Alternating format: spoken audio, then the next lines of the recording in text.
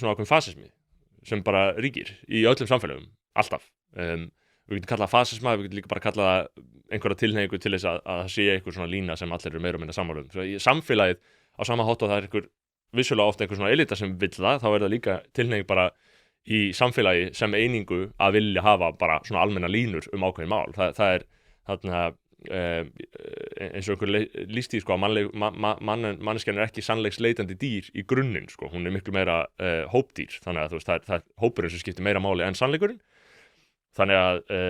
ef maður ætlaði að vera alltaf að fylgja náttúrunni þá ætti maður aldrei að vera að pæla í sannleikanum í raun og veru, þannig að þetta í raun og veru svona mannleg villa líka að segja, herru nei, þú veist